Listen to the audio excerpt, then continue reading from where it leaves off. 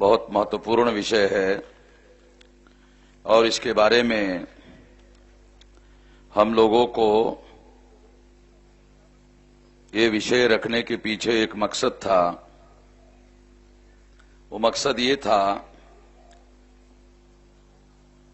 कि Buddhist movement में काम करने वाले जो लोग हैं उन लोगों को सतर्क करना हमारा मकसद था। वामसेव संगठन हो या भारत मुक्ति मोर्चा का संगठन हो,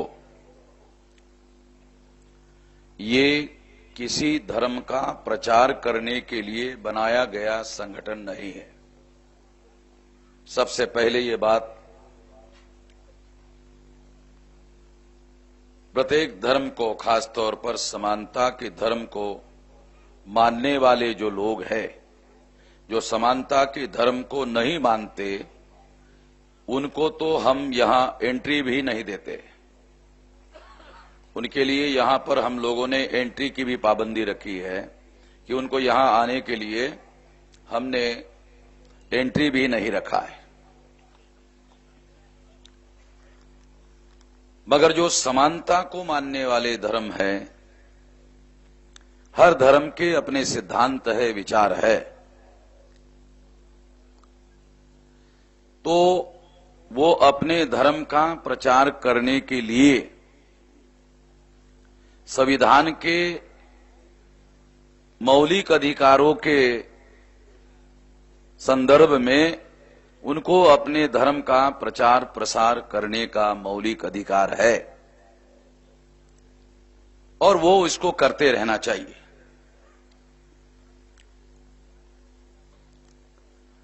ये जो वामसेव और भारत मुक्ति मोर्चा का मंच है, ये मंच किसी धर्म का प्रचार करने के लिए बनाया गया मंच नहीं है।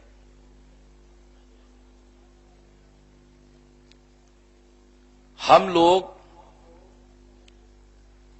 जो जैन धर्म को मानने वाले लोग हैं,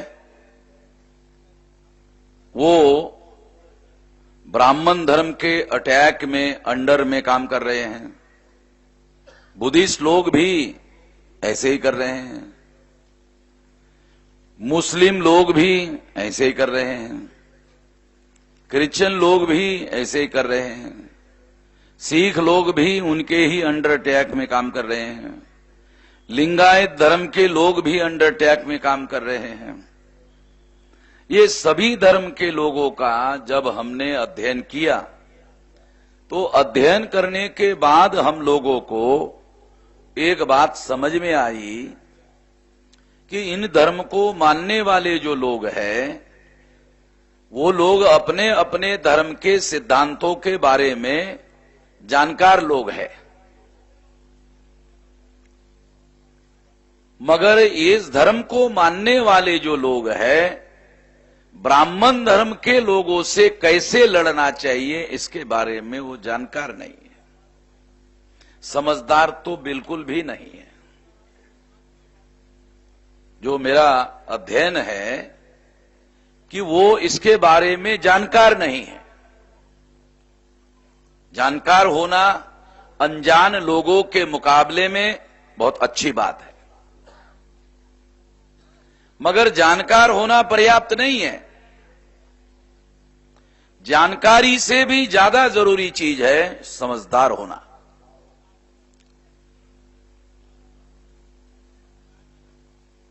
मैं जब भी इधर महाराष्ट्र में, इधर नागपुर में जब भी आता हूं,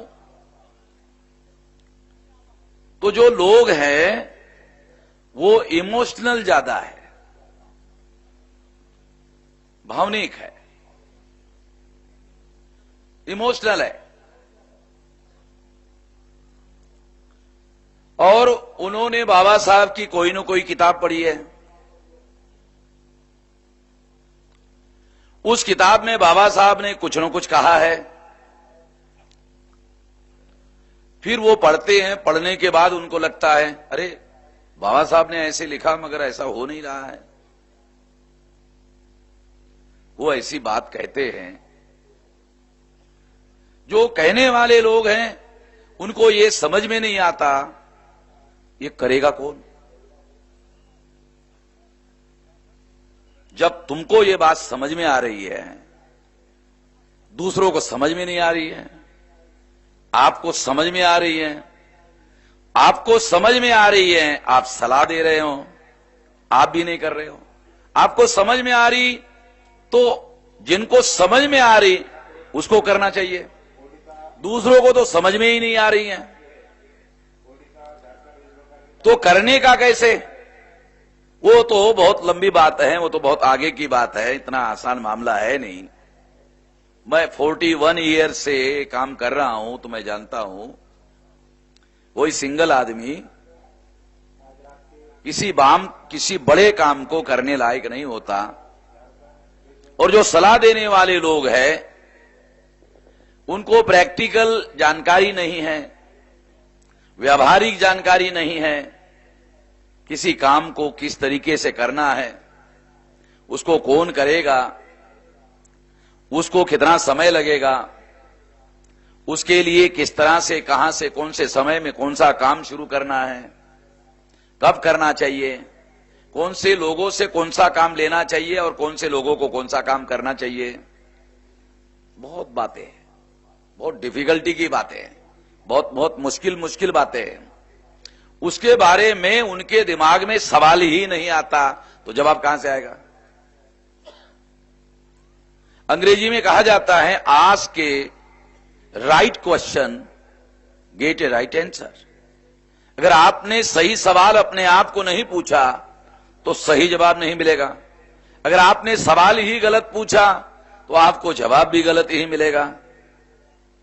तो अपने आप को साधन के तौर पर किसी काम को अंजाम तक पहुंचाने के लिए जो जरूरी ऊर्जा होनी चाहिए, वो ऊर्जा आपके पास उपलब्ध नहीं हो सकती जो काम करने के लिए जरूरी है। तो हम लोगों ने जब ये देखा, हमने जैन लोगों को देखा। आजकल जो जैन धर्म है वो वर्ण व्यवस्था को नहीं मानता, वो जाति व्यवस्था को नहीं मानता, जो जैनिज्म का सिद्धांत है। मगर आज के तारीख के जो उनके जो जैनों के जो धर्मगुरु है वो वर्ण व्यवस्था को भी मानते हैं, जाति व्यवस्था को भी मानते हैं। ईश्वर का जो कॉन्सेप्ट है वो जैनिज्म में है नहीं, वो उसको भी मानते हैं। जो अभी एक संत मर गया, वो कड़क प्रवचन वाला, उसके मैंने सुना, वो कड़क वाला भी ऐसी ही बातें करता था। तो मुझे ऐसा लगा कि ये जो लोग हैं, ये लोग जो जैनिज्म का मौलिक प्रिंसिपल है, सिद्धांत है, उसके विरोध में काम कर रहे हैं, अंडर अटैक, मतलब उनके दबाव में कर रहे हैं, उनके अंडर अटैक है। बुद्धिस्ट लोगों का जो गया का मेन सेंटर है उस पर ब्राह्मणों का कब्जा है, ब्राह्मणों के नियंत्रण में है वो, और उसको मुक्त करने के लिए बहुत साल से आंदोलन चल रहा है, मगर अभी उसका कोई इलाज नहीं हुआ।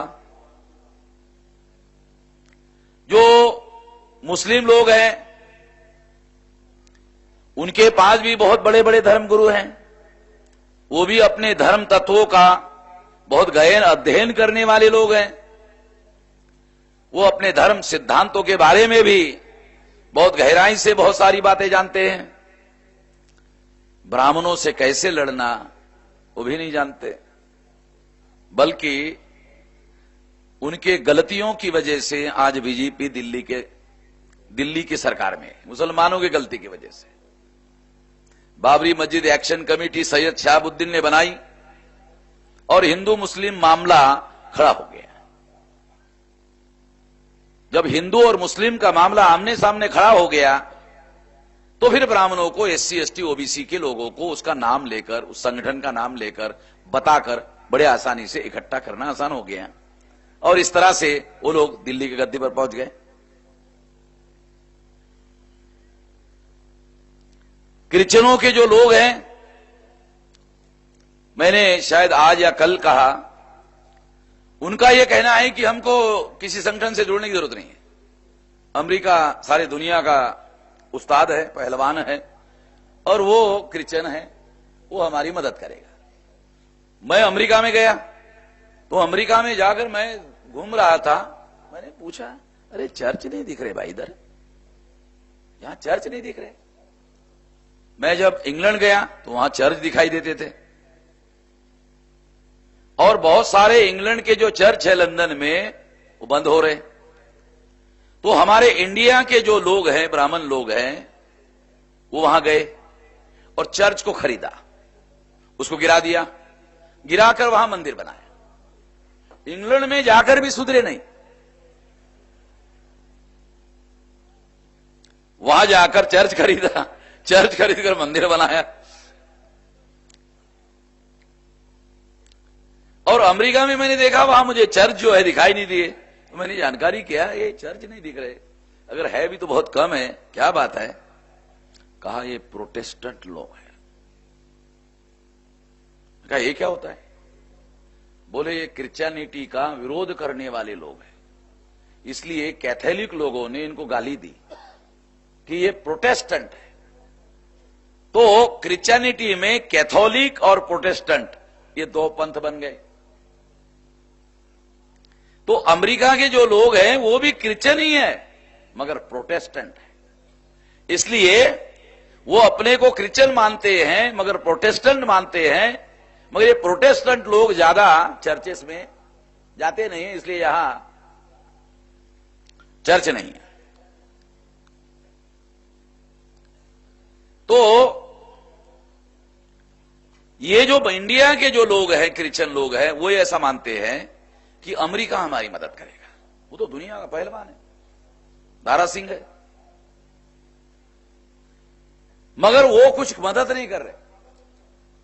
इसका मतलब है क्रिश्चियनों को भी समझ में नहीं आ रहा है कैसे लड़ा जाए। ब्राह्मणों से लड़ना है तो कैसे लड़ा जाए, उनको भी समझ में नहीं आ रहा है।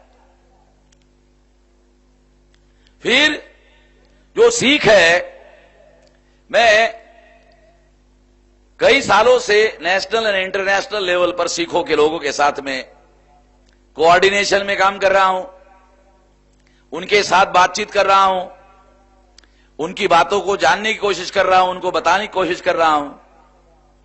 तो मैंने देखा कि ब्राह्मणों के साथ लड़ने के बजाय उन्होंने दूसरा रास्ता अख्तियार कर लिया।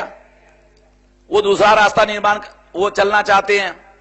तो उनके पास भी ब्राह्मणों के साथ कैसे लड़ा जाए उनको भी मालूम नहीं है। और लास्ट में जो लिंगायत धर्म के लोग हैं, अभी आपने देखा होगा 2018 में चुनाव हुआ कर्नाटका में, और 2017 में कई लाख लोगों के मोर्चे कर्नाटका में लिंगायतों के निकलते थे। और वो जो लोग निकलते थे तो वहां एक माहौल बना कि अब लिंगायत धर्म जो है वो स्वतंत्र धर्म है, इसके लिए मोर्चे निकालते थे। और कांग्रेस के लोगों ने वादा किया कि हम आपको स्वतंत्र धर्म की मान्यता देंगे। उनको लिंगायतों का विधानसभा के चुनाव के लिए इस्तेमाल करना था, हो गया।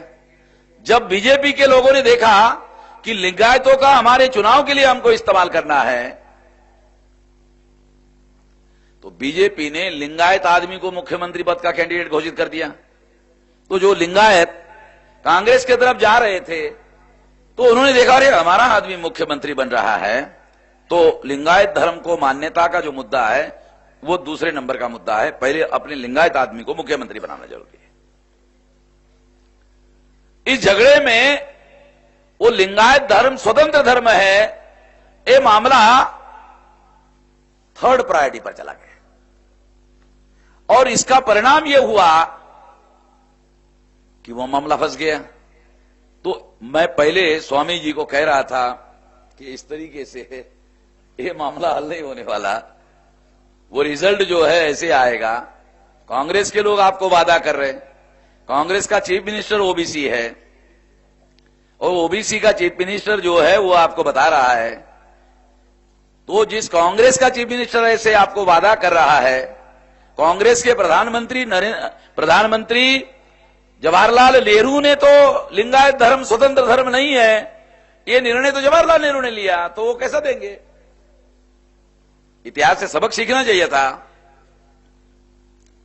सारा अध्ययन करने के बाद मैं इस नतीजे पर पहुंचा कि ये अपने अपने धर्म तत्वों के बारे में विद्वान लोग हैं, जानकार लोग हैं, ब्राह्मणों से कैसे लड़ना है इसके बारे में न इनके पास जानकारी है न इनके पास समझदारी है।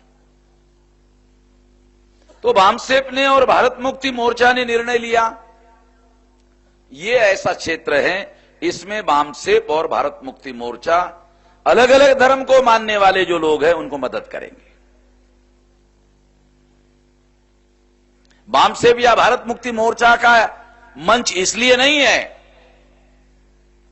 कि धर्म को मानने वाले जो लोग हैं वो यहां हमारे मंच पर आए और ये कहे कि हमारा धर्म दूसरे धर्म के मुकाबले में श्रेष्ठ है। ये कहने के लिए ये मंच हमने नहीं दिया है। ये थोड़ा फर्क समझने की कोशिश करिए।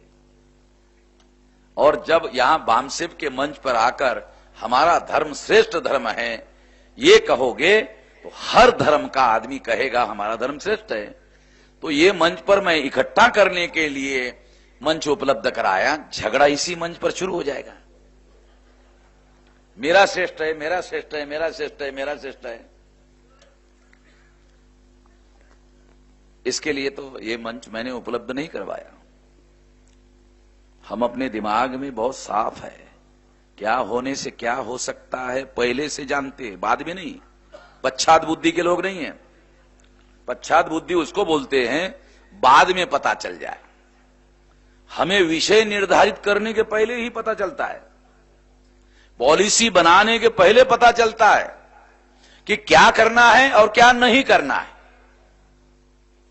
जो नहीं करना है वो भी पॉलिसी का हिस्सा है, जो करना है वो हमारे पॉलिसी का इच्छा है। तो हम लोग अलग अलग धर्म को मानने वाले जो समानता के सारे धर्म हैं, हम लोग ये एक ऐसा मुद्दा है कि ब्राह्मणों से कैसे लड़ना है, इसमें हम सभी की मदद करते हैं, सभी लोगों की मदद करते हैं और सभी की मदद करते हैं।